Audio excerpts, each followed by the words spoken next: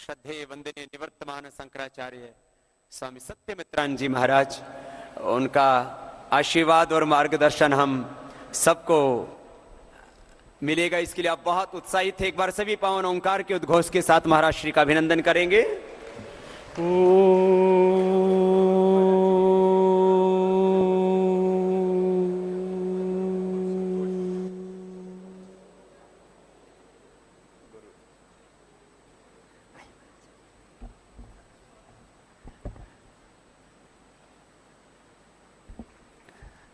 महाराज श्री का सबकी ओर से भावपूर्ण हृदय से बहुत बहुत अभिनंदन है।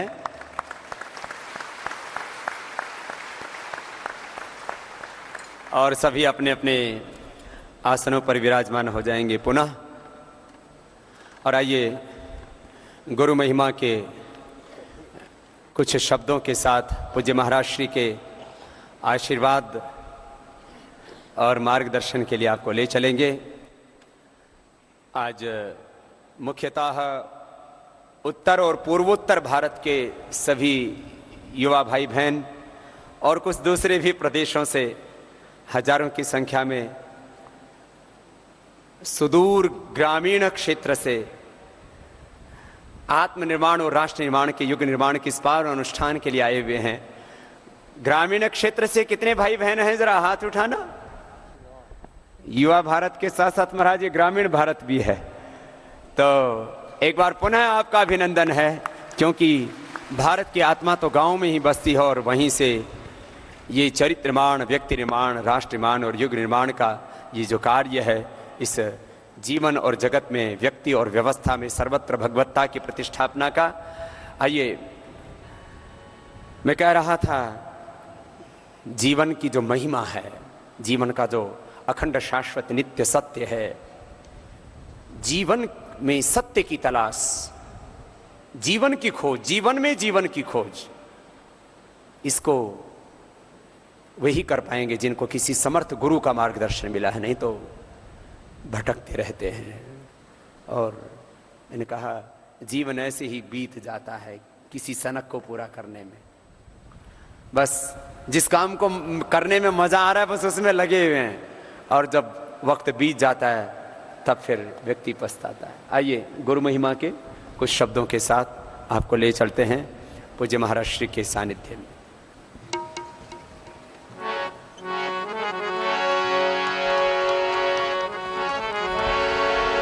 गुरु बिन ज्ञान न उपजे, गुरु बिन मिटे न भेद,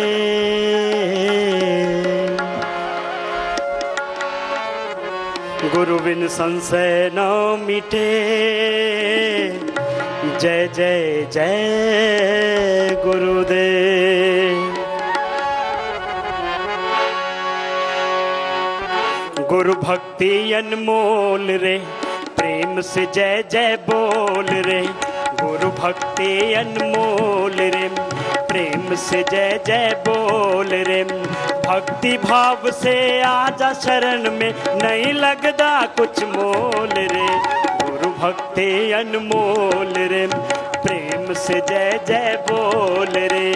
गुरु भक्ति अनमोल रे, प्रेम से जय जय बोल रे।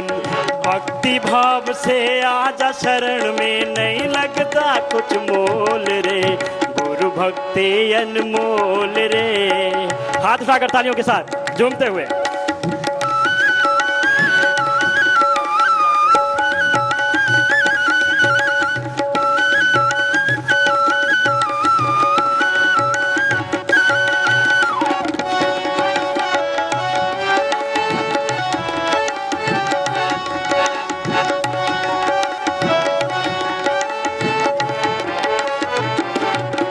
चरणों के देख नजारे तू, भटके कौन से द्वारे तू।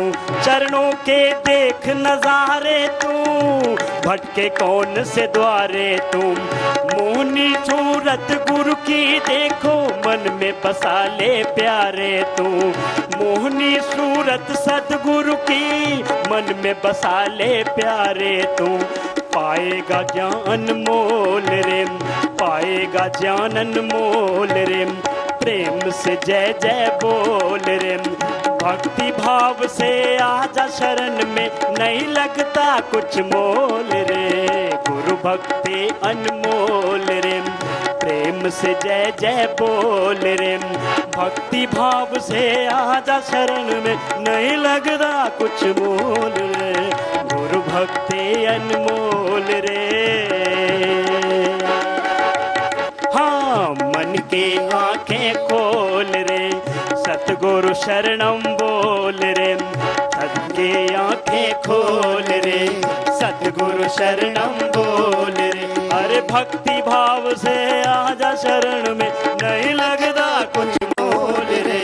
गुरु भक्ति अनमोल रे, प्रेम से जय जय बोल रे। हाँ, गुरु भक्ति अनमोल रे, प्रेम से जय जय बोल रे।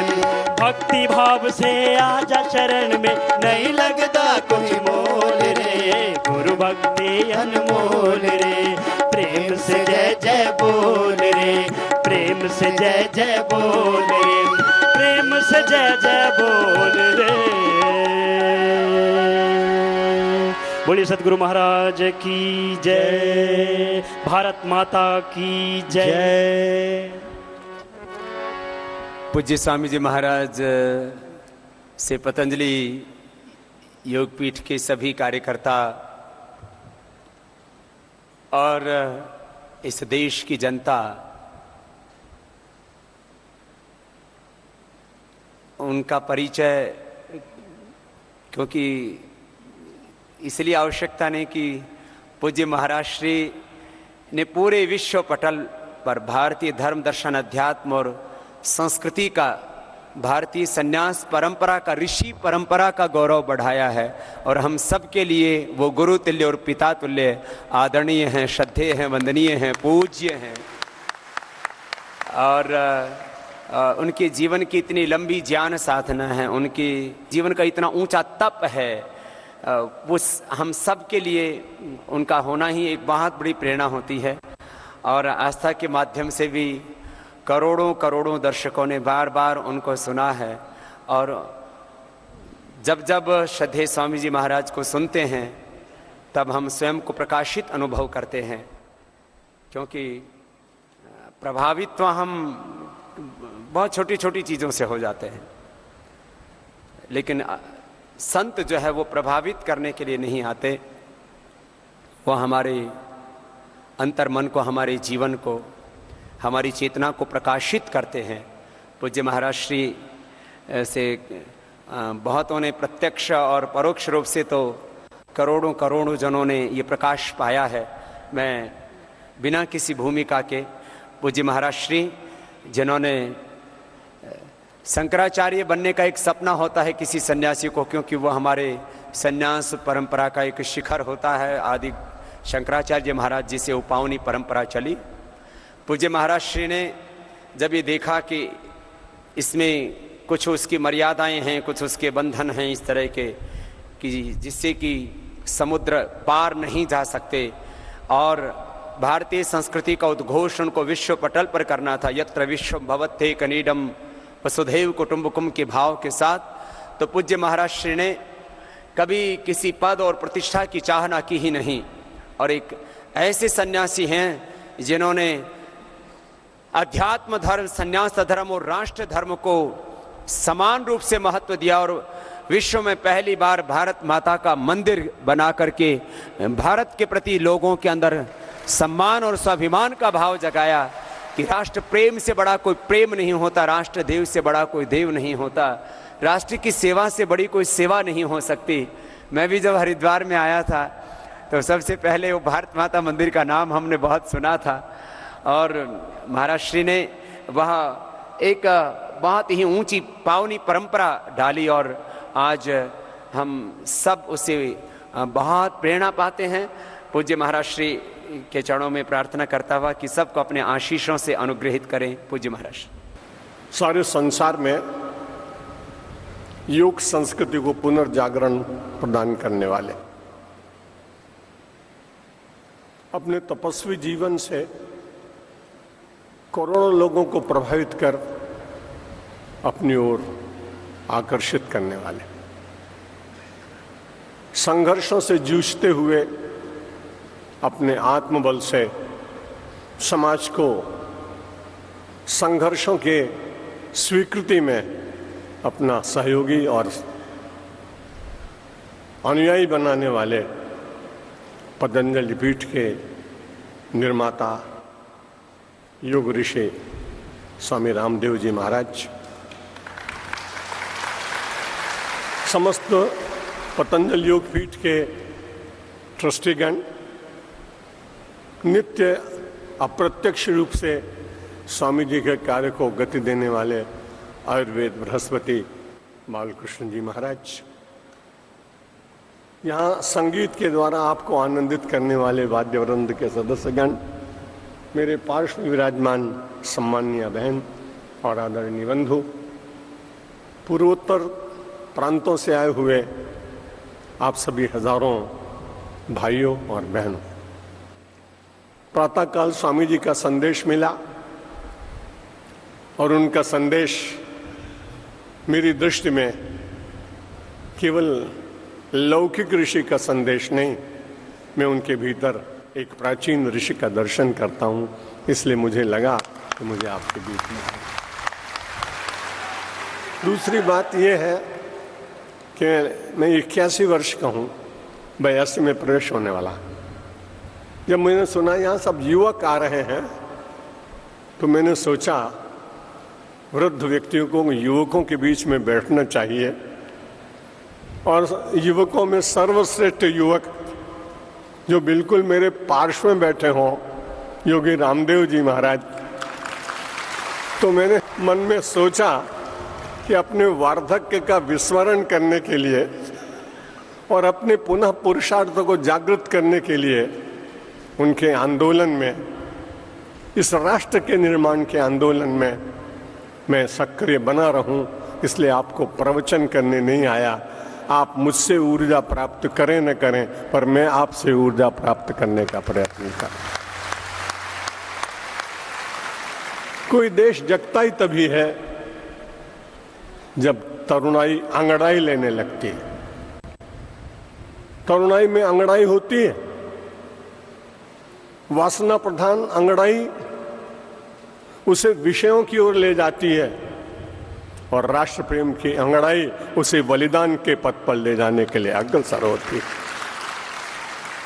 मन मचलता है, शिराओं का रक्त संचरित होता है, प्राण उत्फुल्ल होते हैं, बुद्धि जागृत होती है, चरणों में गति आती है, और हृदय में प्रेम जागते हुए भी यदि कोई अन्याय करे तो उसका सामना करने की शक्ति भी जागती है। वो तरुणाई की अरुणाई चाहिए।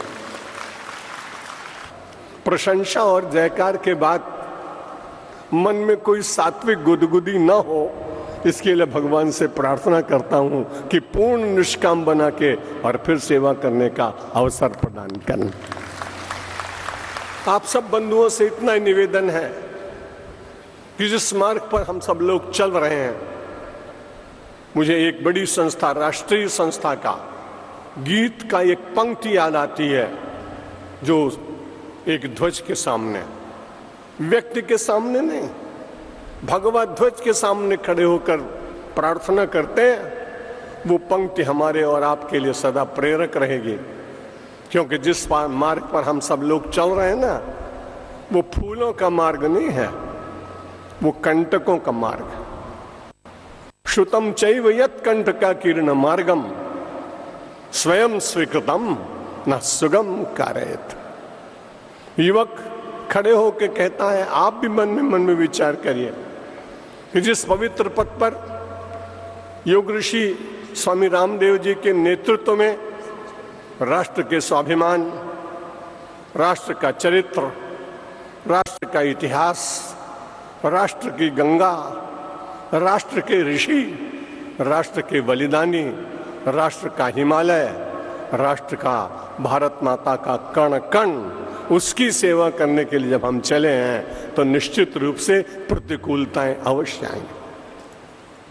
जो प्रतिकूलता का सामना करता है, एक दिन मैं विचार करता रहा कि प्रतिकूलता आती है, अच्छी बात, लेकिन प्रतिकूलता फिर मिट कैसे जाती है, ये आपने स्वामी रामदेव जी महाराज के जीवन में देखा है, और इन 2-3 साल में तो और कठिनाई है।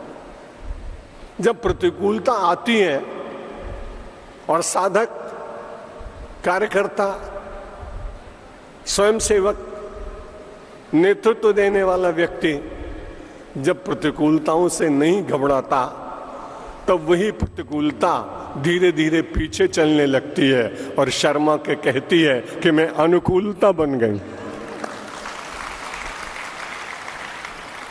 प्रतिकूलता को अनुकूलता बनाने की सामर्थ्य आपके भीतर है। आज वो कठिनाई नहीं है जो अंग्रेजों के जमाने में थी। आज किसी की हिम्मत नहीं है कि बर्फ की सिल्लियों पर जयप्रकाश नारायण को हजारीबाग की जेल में बांध के और फिर उन पर कोड़े बरसाने का काम करे। आज इतनी हिम्मत किसी को नहीं। हम सब लोग निर्माण के काम में लगे, और जहां जहां निर्माण होता है वहां श्रम करना पड़ता है। हम प्रत्येक युवक भाई बहन से निवेदन करते हैं कि 6 बातों का जरूर विचार करना। कह काला कानि मित्राणि को देश कौ वे आगमौ कस्याहम काच में शक्ति इति चिंत्यम मुहु मुहु। प्रत्येक कार्यकर्ता को 6 बातों पर विचार कर लेना चाहिए। गति आएगी, शक्ति आएगी, नैराश्य मिट जाएगा, उदासी समाप्त हो जाएगी। जब सूर्योदय हो तो भगवान सूर्य को प्रणाम करना और कहना, महाराज आपकी किरणों को प्रणाम नहीं कर रहा हूं, आपके अरुणोदय को प्रणाम नहीं कर रहा हूं, आपकी लालिमा को प्रणाम नहीं कर रहा हूं, पर उस कालिमा को चीर कर आप लालिमा लाए हैं, इसलिए मैं आपको प्रणाम कर रहा हूं। जो अंधकार को मिटाने का थोड़ा भी प्रयत्न करता है, उसको निश्चित रूप से परमात्मा की कृपा मिलती है। कह काला, जो कार्य मैं करने जा रहा हूं उसका समय ठीक है क्या?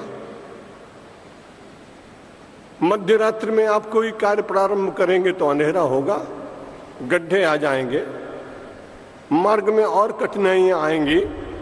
इसलिए काल का निर्णय तय करते समय ये देखना चाहिए कि काल कैसा है।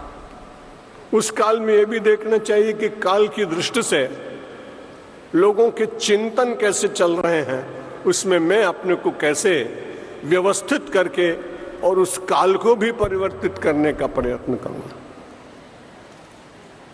हम सब लोग बड़े भाग्यशाली लोग हैं कि हम काल की तो चिंता करते ही नहीं। इसलिए चिंता नहीं करते कि गरल पान करने वाले महाकाल के हम उपासक।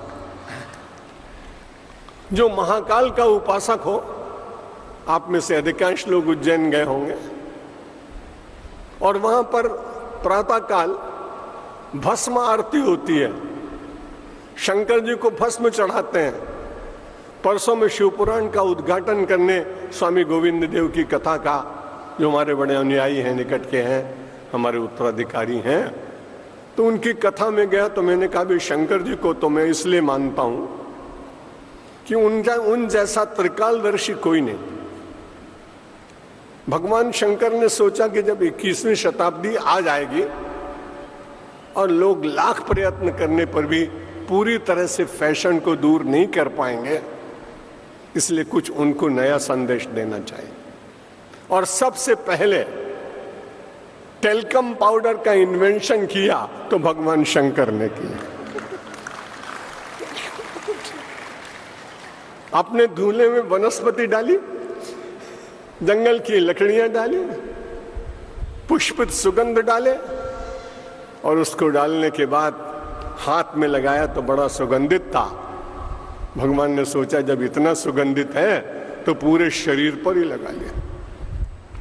शरीर पर लगाने के बाद वो हिमालय की सुगंध थी ना, वनस्पतियों की सुगंध थी।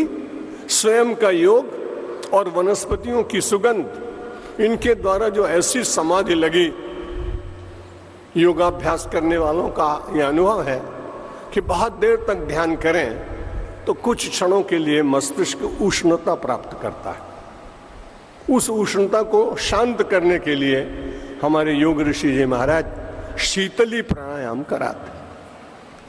पार्वती जी बिल्कुल पास में बैठी थी।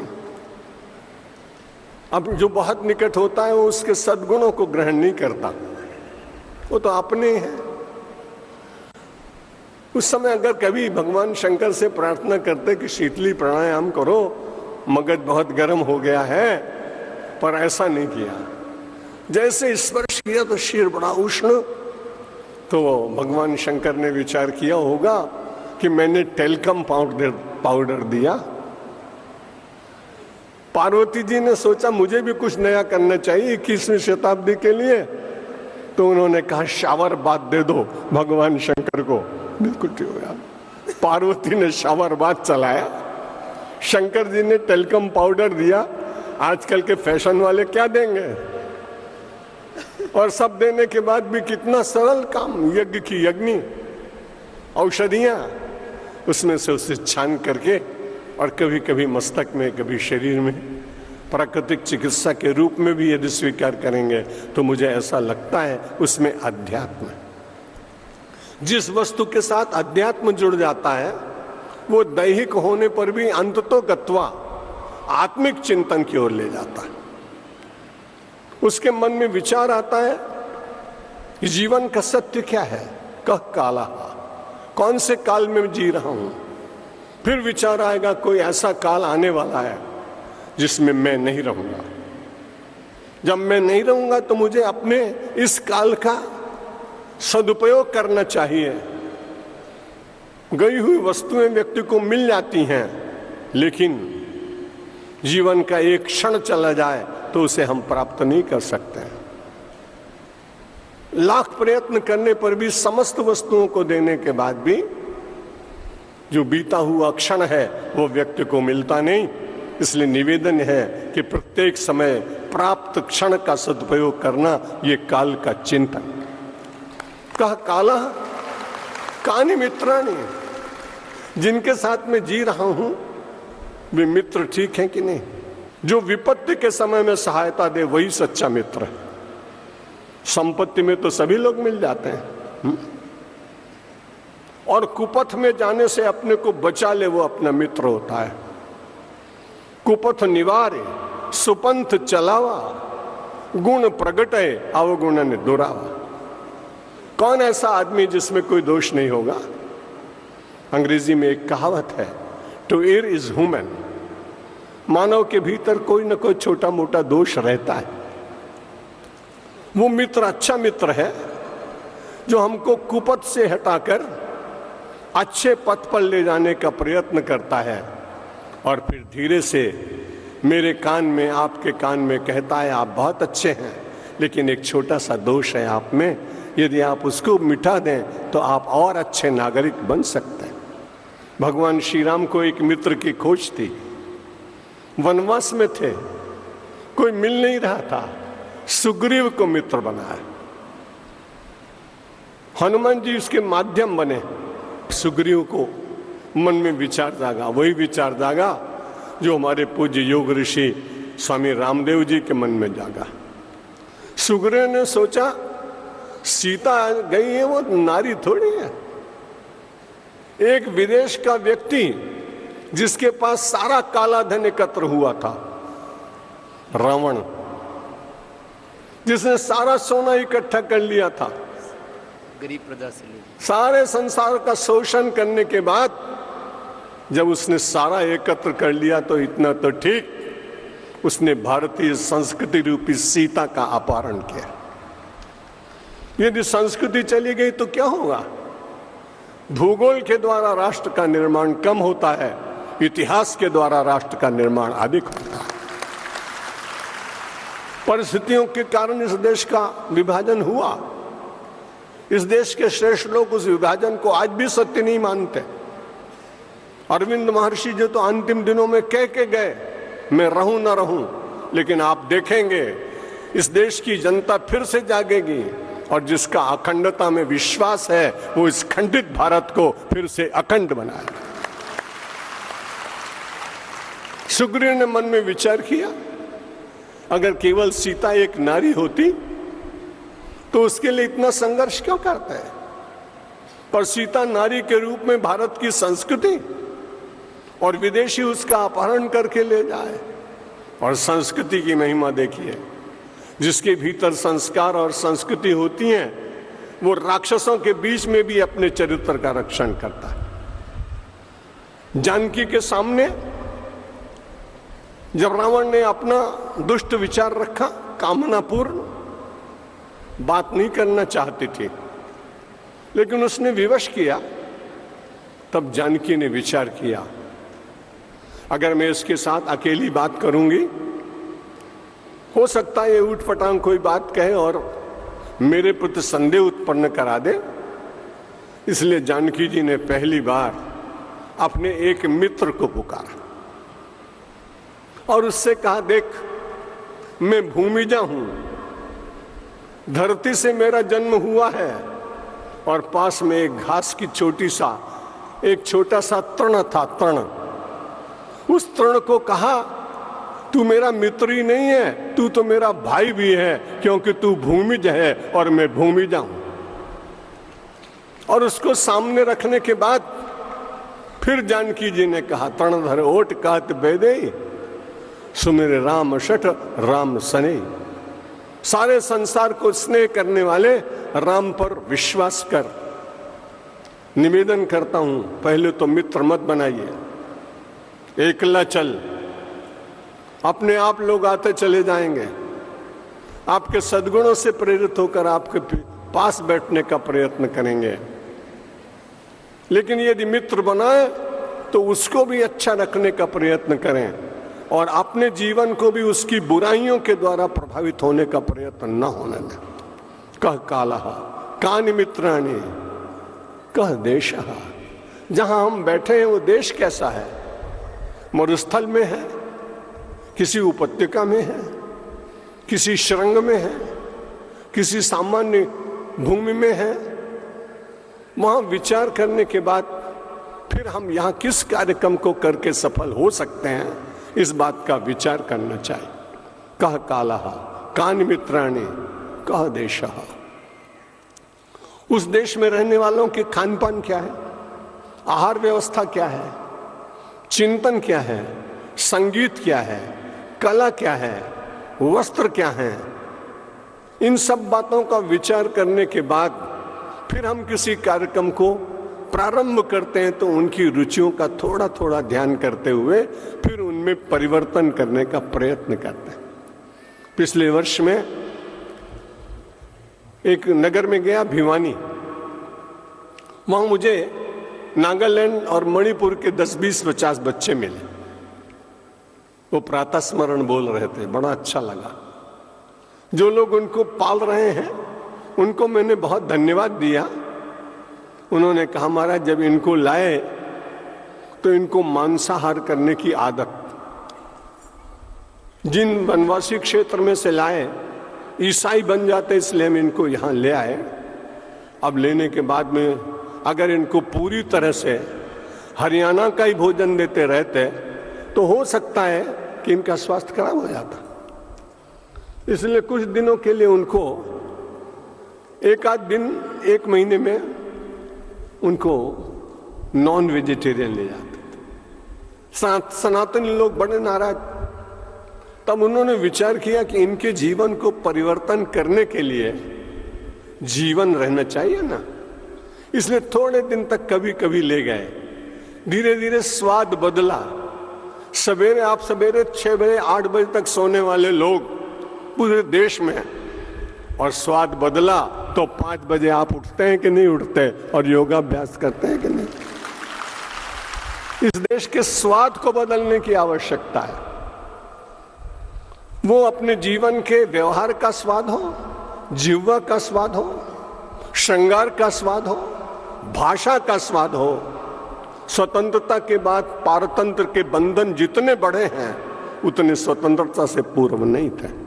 जब कभी कैदी चलते थे, पैरों में बेड़ी होती थी, हाथ में हथकड़ी होती थी, एक स्वर में मिलकर गाते थे, भारत जननी तेरी जय हो, विजय हो, और वेणी के स्वर में और वीणा की लय हो। भारत जननी तेरी जय हो विजय। इसलिए फिर से अपने लय को, अपने राग को, अपने चिंतन को बदलने के लिए दृढ़ता पूर्वक आप सब यहां आए हैं। बड़ा आनंद हो रहा है। स्वामी जी महाराज ने जिनका सबसे पहले यहां स्वागत कराया, अभी अभी मैं टेलीविजन देखकर आ रहा हूं, नरेंद्र मोदी को चुनाव संचालन समिति का अध्यक्ष बना दिया गया है।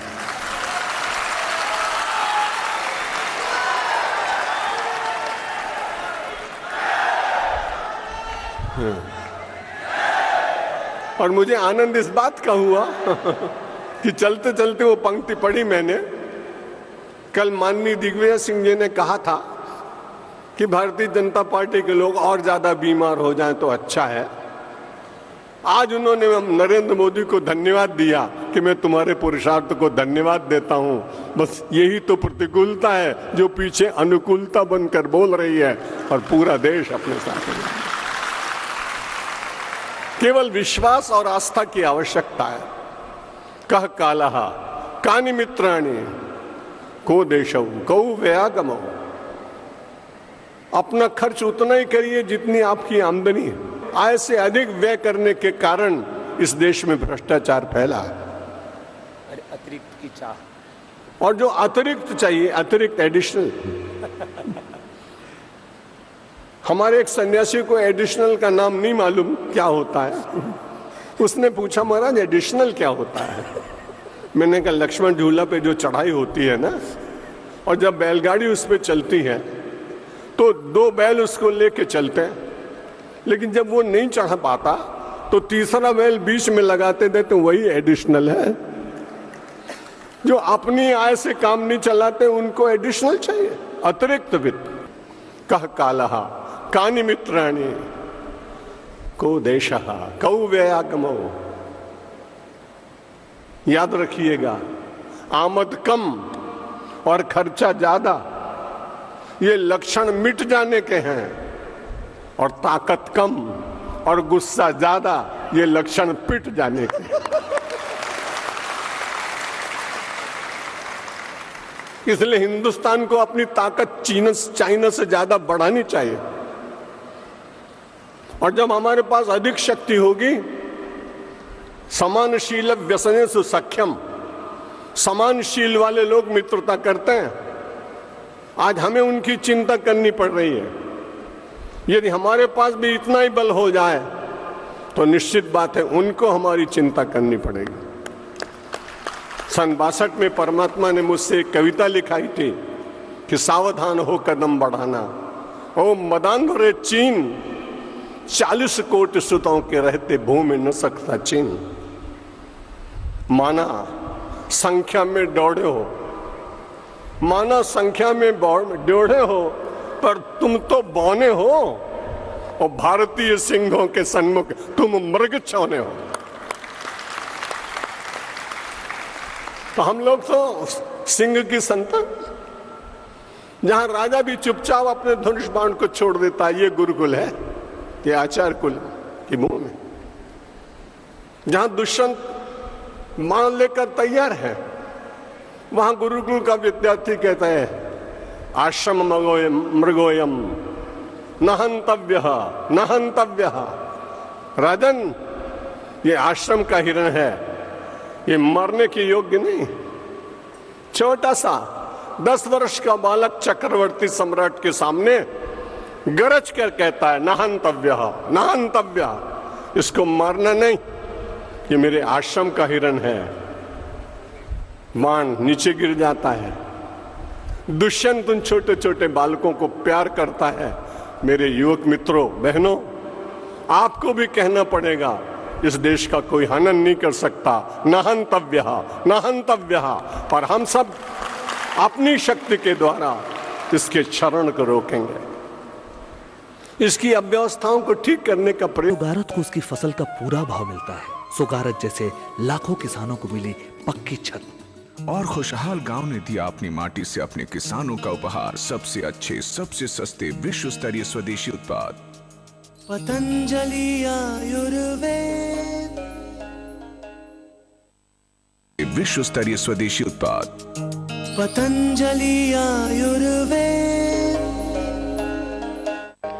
मुट्ठी कसने से ही बदलती है हाथ की लकीरें भैया। क्योंकि एक मुट्ठी बीज में होते हैं हजारों मुट्ठी अनाज। संकल्प की एक मुट्ठी से मिली है हमें सर उठाकर जीने की ताकत। मेहनत कस मुट्ठियों ने बनाई भारत की नई तस्वीर। भारतीय कृषि परंपरा और आधुनिक विज्ञान का महामिलन लेकर आया है देश में कृषि क्रांति। और हमारे लिए आयुर्वेदिक स्वास्थ्य वर्धक उत्पाद पतंजलि आयुर्वेद लाए हैं हमारी हर जरूरत के लिए सबसे अच्छे, सबसे सस्ते, विश्व स्तरीय स्वदेशी उत्पाद पतंजलि आयुर्वेद। वो बाबा रामदेव जी महाराज का तो कार्य है, लेकिन ये तो राष्ट्र का कार्य है और इसलिए उसमें आप लगे हो। राम काज और मोर निहोरा कि वानर यूथ जाहू चहु ओरा। एक वानर ने कहा, जब राम जी राजा हो जाएंगे ना, गद्दी मिल जाएगी, जैसे आजकल पद्म भूषण और पद्मश्री बढ़ता है, बटेगा। लेकिन हम जो वानर इतने हजारों काम कर रहे हैं, हमको क्या मिलेगा? इसलिए होस्टाइल हो गया वो लोगों को भड़काने की चेष्टा करने लगा। पहले एक वानर ने कहा, चुप हो जा, तू कल की बात सोचता है। हम सब वानर अति बड़ भागी कि संतत सगुन ब्रह्म अनुरागी। हम वानर लोग बड़े भाग्यशाली हैं, तुम कल की बात चिंता करते हो। हम तो नित्य सगुण साकार परमात्मा श्री राम को प्रसन्न करने का प्रयत्न करते हैं। जिनको गद्दी और कुर्सी की चिंता हो, हम सब पतंजलि पीठ से, स्वाभिमान ट्रस्ट से जुड़े हुए लोग बड़े भाग्यशाली हैं कि हमको सगुण भारत माता की सेवा करने का अवसर प्राप्त होता है। हम रहेंगे नहीं रहेंगे इसकी क्या चिंता की बात, लेकिन मन में संतोष रहेगा कि एक अच्छे कार्य के लिए परमात्मा ने भेजा था, उसमें से अच्छा कार्य भगवान ने मुझसे कराया। बड़ी कठिनाई है इस समय। जितने लोग शिक्षण दे रहे हैं वो आजीविका की बात कर रहे हैं। योग ऋषि स्वामी रामदेव जी महाराज को मैं बहुत अभिनंदन करता हूं। वो आजीविका के साथ जीवन की चर्चा कर रहे हैं। आजीविका तो बहुत बार सर्कस में काम करने वाले पशुओं को भी मिल जाती है, लेकिन जीवन नहीं मिलता। जीवन जीने के लिए जीवन मिला है, ये बात अभी वो कह रहे थे, मुझे बड़ा अच्छा लग रहा था। इस देश में खाली जीने के लिए कोई नहीं आता है। जीने के साथ प्राणों की महिमा क्या है, बुद्धि की महिमा क्या है, प्राप्त शक्ति की महिमा क्या है, इसका चिंतन करते हुए और फिर उसका विनियोग करता है। कह काला कानि मित्राणि को देशौ कौवे आगमौ कस्याहम, मैं किसका हूं?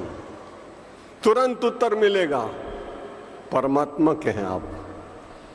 व्यवहार में आप भले किसी के हों, लेकिन जब अभ्यास करेंगे तो योगाभ्यास के बाद उत्तर मिलेगा आपको। आप पूछेंगे कस्याहम, तो उत्तर मिलेगा ईश्वरस्योहम, मैं परमात्मा का अंश हूं। यदि वेदांती हो गए तो बड़े जोर से गरज के कहोगे अहम ब्रह्मास्मि, अहम ब्रह्मास्मि। कस्याहम, काच में शक्ति है, मेरी शक्ति कितनी। स्वामी जी ने बहुत अच्छी बात कही। लोग प्रायः काम प्रभावित करने के लिए करते हैं।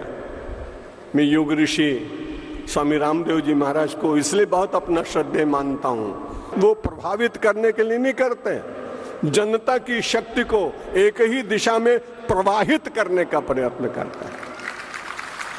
जब प्रवाह एक ओर चलता है तब वो गंगा की गड़गड़ाहट सुनाई पड़ती है। उसमें से जो शब्द आते हैं, जो उसमें से ध्वनि उतरती है, उसमें जो निनाद होता है, उसमें से ईश्वर के शब्द, उसमें गंगा की पावन लहरें, उसमें हिमालय की उच्चता, उसमें ऋषियों का तप और उसमें बलिदानियों का दिया हुआ रक्त उस व्यक्ति के भीतर उद्वेलित होता है और वो अनेक लोग मिलकर उस प्रवाह को और अधिक वेगवान बनाने का प्रयत्न करते हैं। सहसा विदुदित न क्रिया अविवेक परमा पदम पदम वृणुते ही मनु विमर्श कारिणम गुण लुब्धा स्वयमेव संपदा। संस्कृत के काव्य का श्लोक शब्दों को विराम देने जा रहा हूं। स्वामी जी महाराज को मैंने कहा 81 वर्ष की आयु में प्रायः लोग बोलते नहीं हैं, पर मैं जब भी आता हूं आपके साथ बैठता हूं ना, थोड़ी ऊर्जा आप मेरी लेते होंगे, अधिक ऊर्जा मैं आपकी लेता हूं और बोलने की शक्ति और बढ़ जाती है। तो निवेदन ये कर रहा था, सहसा विदुदित न क्रियाम, जल्दी जल्दी कोई काम मत करो, कार्य करने से पहले केवल 2 मिनट भगवान का स्मरण करो। परमात्मा से प्रार्थना करो कि जो कार्य मैं करने जा रहा हूं महाराज यदि योग्य हो, उचित हो, घर के लिए, परिवार के लिए, समाज के लिए, प्रांत के लिए, देश के लिए, विश्व के लिए, तो मुझे अपना उपकरण बनाना और मुझसे कोई अच्छा कार्य करा लेना। इतना चिंतन करने से तो आपको भीतर से प्रज्ञा प्राप्त होगी और फिर आप सहसा कोई कर्म नहीं करेंगे। सहसा विदुदित न क्रियाम अविवेक परमा पदाम पदम। जो अविवेक पूर्वक कर्म करते हैं उनके ऊपर आपत्ति आती है, जो विवेक को जागृत करके कर्म करते हैं उनको भगवान श्री कृष्ण निश्चित रूप से यत्र योगेश्वर कृष्ण यत्र पार्थो धनुर्धरः तत्र श्री विजयो भूतिर ध्रुवा नीतिर मतिर्मम। जहां आपका पुरुषार्थ है, जहां परमात्मा की कृपा है, जहां योग ऋषि महाराज के सद्भावना है, जहां इन तीनों का मिलन होगा, आप निश्चित मानिए आपको श्री मिलेगी। लौकिक संपत्ति के साथ जो संस्कृति की संपत्ति है, संस्कार की संपत्ति है, वो अधिक श्रेष्ठ है। यदि ऐसा न होता तो इस देश में भगवान श्री कृष्ण परम संस्कार तपस्वी उस सुदामा के चरण कभी न धोते। उस चित्र का स्मरण रखना कि श्री कृष्ण से भी अपने चरण धुलाने वाला इस देश का एक संस्कारी ब्राह्मण तपस्या करके श्रेष्ठ बनता, उसकी कथा कही जाती है। अविवेक परमा पदम पदम वृणुते ही विमर्श कारिणम। अधिक चिंतन करने के बाद, योगाभ्यास करने के बाद, सदाचारी जीवन जीने के बाद, परिवार में प्रेम प्रदान करने के बाद, एक दूसरे के दुख में सहयोगी बनने के बाद फिर आपके भीतर जो सद्बुद्धि जागेगी, जो आप कर्म करेंगे, वृणुते ही विमर्श कारणम गुण लुब्धा स्वयमेव संपदा। आपके गुणों से प्रभावित होकर संपत्ति आपके पास अपने आप आएगी। आज के इस शिविर में मुझे आपको आपकी पूजा करने का अवसर मिला। आपने बड़े प्रेम से 35 मिनट तक अपने इस अर्चक के शब्द पुष्पों को स्वीकार किया। शब्द पुष्पों को सुनते सुनते आपके भीतर से पराग झरा और वो ताली बनकर सुनाई पड़ा, मैं आपका अर्चक आपको प्रणाम करता हूं, भारत माता की वंदना।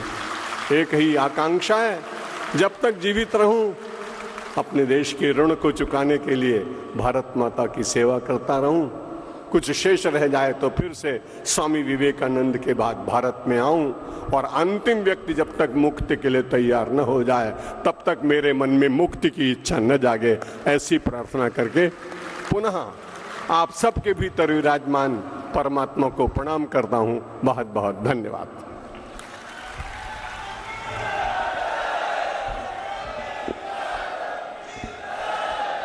बोले भारत माता की, अखंड भारत की, गौ माता की, गंगा मैया की, सत्य सनातन वैदिक धर्म की, योगेश्वर भगवान श्री कृष्ण चंद्र की, मर्यादा पुरुषोत्तम श्याम चंद्र की। हर हर महादेव। पूज्य महाराज श्री ने जीवन से जुड़े हुए महत्वपूर्ण पहलुओं के ऊपर प्रकाश डाला। उसके ऊपर ध्यान दिलाया, एक एक क्षण के बारे में, काल से लेकर के, और आपकी भूमिका क्या है। शेरविंद कहते हैं ना कि से श्रेष्ठ कृति, महाभारत में भी यही कहा। और उस मनुष्य को, उसके भीतर के ज्ञान को, उसके भीतर के प्रेम, करुणा, वात्सल्य, उसके भीतर के पुरुषार्थ को यदि जागृत कर लिया जाए तो एक एक मानव में जो महामानव होने का सामर्थ्य है, पूज्य महाराज श्री ने आज आपको जो ज्ञान दीक्षा दी है, मुझे पूरा विश्वास है उससे आपका चैतन्य पूरी तरह से जागृत होगा और आप मानव से महामानव की ओर, देवत्व की अपनी इस यात्रा की ओर आप आगे बढ़ेंगे और एक बड़ी भूमिका निभाने के लिए आप तैयार होंगे। दुनिया में निर्माण और सृजन का काम करना, भौतिक उत्थानों में उत्कर्ष पर जाना, ऊंचाइयां पाना, शिखर पर पहुंचना, ये सरल काम नहीं है। सब लोग एवरेस्ट पर नहीं चढ़ पाते। सब लोग दुनिया में सबसे अधिक धनवान, सबसे अधिक प्रज्ञावान, सबसे अधिक बलवान ये नहीं बन पाते। लेकिन धनवान बनना यद्यपि कठिन काम है, लेकिन आप दुनिया में हो सकता है बहुत अधिक धनवान बन जाएं, ऊंचे ऊंचे पर्वत श्रृंखलाओं को भी आप लांघ जाएं। जीवन में ये सब काम कठिन है, लेकिन ये भी सरल हैं। सबसे बड़ा काम जीवन निर्माण का काम है, और एक व्यक्ति का जीवन बनता है तो राष्ट्र खड़ा हो जाता है उसके पीछे। पूज्य महाराज श्री ने जो आज आपको शिक्षा दी है, संस्कार दिए हैं, ज्ञान दिया है, दीक्षा दी है, वो एक पूर्ण जागृत मानव, पूर्ण जागृत इंसान तैयार करने की शिक्षा दी और इसी की जरूरत है। सबसे कठिन काम है मनुष्य का निर्माण। आज संकट है, राष्ट्र का नेतृत्व कौन करेगा? उसके लिए गिने चुने लोगों पर उंगलियां ठहर जाती हैं। हमें किसी व्यक्ति की चिंता नहीं है कि किसी व्यक्ति को कौन सा पद मिलेगा, कौन सिंहासन पर बैठेगा। हमें चिंता इस बात की है कि इस देश की रक्षा कौन करेगा और उसके लिए जो उपयुक्त पात्र है उसको अवसर मिले। क्योंकि व्यक्ति बहुत थोड़े हैं जिनको ये दायित्व दिया जा सके कि ये देश को दिशा दे सकते हैं, ये देश को आगे ले जा सकते हैं। ये देश की ज्ञान परंपरा, देश की पूज्य महाराज श्री ने कहा ना, जो विरासत है, संस्कृति है, सभ्यता है, उसको ये अक्षुण्ण रख सकते हैं। आज पूज्य महाराज श्री ने जो सबको ज्ञान दीक्षा दी है, जो शिक्षा और संस्कार दिए हैं, जो आपको सेल्फ रियलाइजेशन के साथ साथ कलेक्टिव रियलाइजेशन के लिए जो प्रेरणा दी है, मुझे लगता है आप सब बहुत आनंदित हैं। पूज्य महाराज श्री प्रथम दिन ही मैंने इनके बीच में बात रखी थी कि पूज्य महाराज श्री का आशीर्वाद मिलेगा, तब से सब प्रफुल्लित थे और आज आपके आगमन से ये बहुत ही आनंद की, हर्ष की अनुभूति कर रहे हैं। और ऐसे ही समर्थ गुरुओं का मार्गदर्शन पा करके हम अपने भीतर की पराधीनताओं से, भीतर की अपूर्णताओं से, भीतर की दुर्बलताओं से हम मुक्त होते हैं और जीवन में आगे आगे बढ़ते चले जाते हैं। परीक्ष लोकान कर्म चितान ब्राह्मणो निर्वेदम आयात नास्त्य कृतः कृतेन तद विज्ञानार्थम स गुरुमेवाभिगच्छेत समित पाणि श्रोत्रियम ब्रह्मनिष्ठम। ऐसे समर्थ गुरु सत्ता का जब हमें मार्गदर्शन मिलता है तो जीवन का सारा अंधेरा छटता चला जाता है, नैराश्य दूर होता चला जाता है। प्रतिकूलताओं, संघर्षों के बीच में, कंटकों के बीच में, तमाम तरह के जीवन में अवरोध आएंगे, विरोध होंगे, उन सब के बीच में हम अपने ध्येय की ओर आगे बढ़ते चले जाते हैं। पूज्य महाराज श्री से प्रेरणा पा करके मुझे पूरा विश्वास है कि युवा भारत के कार्यकर्ता सभी भाई बहन और आस्था के माध्यम से, संस्कार के माध्यम से इस ज्ञान यज्ञ से लाभान्वित होने वाले लाखों करोड़ों करोड़ों भाई बहनों को नई प्रेरणा मिलेगी, नया प्रकाश मिलेगा। सबका बहुत बहुत अभिनंदन। पूज्य महाराज श्री ने आकर के हम सबको अनुग्रहित किया। पूज्य महाराज श्री जो हम सब के लिए पिता तुल्य हैं, गुरु तुल्य हैं, और इतना उनका प्रेम, इतनी कृपा, इतना इनका अनुग्रह, उस अहेतु की कृपा के लिए हमारे पास में शब्द नहीं, क्योंकि शब्द का सामर्थ्य नहीं है जिससे कि हम पूज्य महाराज श्री के प्रति कृतज्ञता व्यक्त कर सके। तो आइए, जय जय राष्ट्र महान, देवभूमि धरती का गौरव ये अपना हिंदुस्तान। इस प्रार्थना के साथ आप यहाँ मातृभूमि का गौरवगान करेंगे।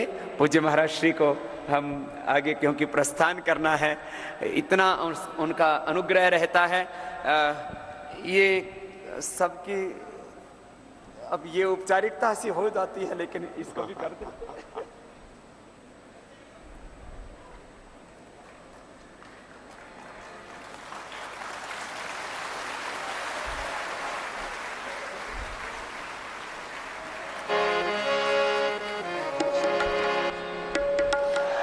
जय जय राष्ट्र महान,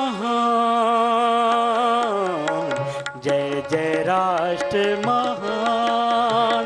तालियों के साथ दोनों हाथ उठाकर ये राष्ट्र जागरण का गीत। जय जय राष्ट्र महान, जय जय राष्ट्र महान।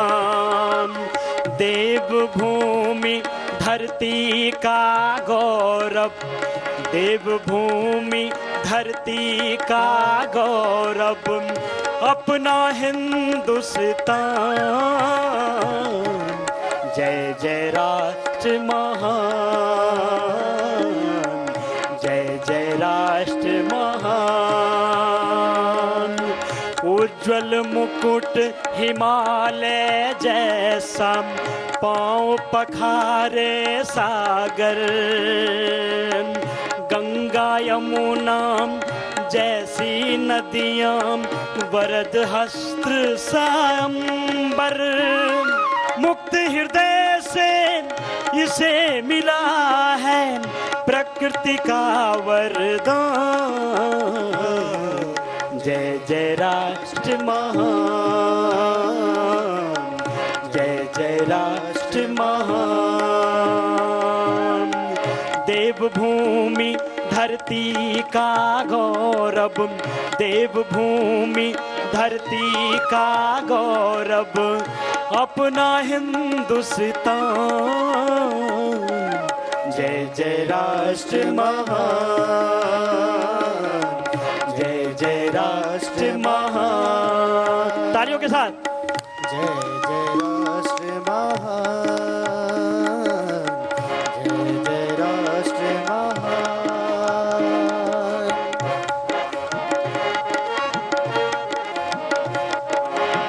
चंदन जैसे माटे इसके, पानी जैसे अमृत।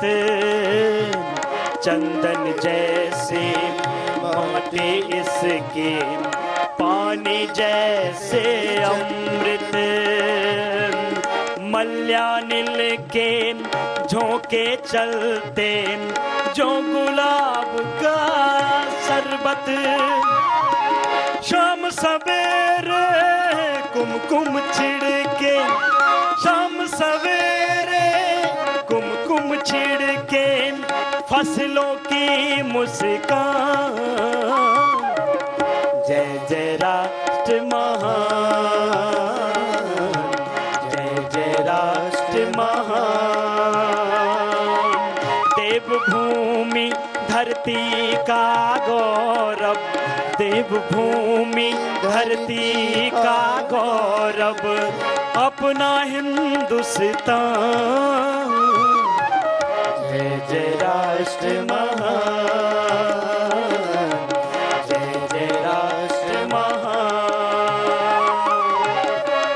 जय राष्ट्र महान, जय जय राष्ट्र महान। इसके आंगन भरी पड़ी है इतिहासों की गाथा। इसके गौरव के सन्मुख तो खुद ही झुकता माथा। इसके आंगन भरी पड़ी है इतिहासों की गाथा। इसके गौरव के सन्मुख तो खुद ही झुकता माथा।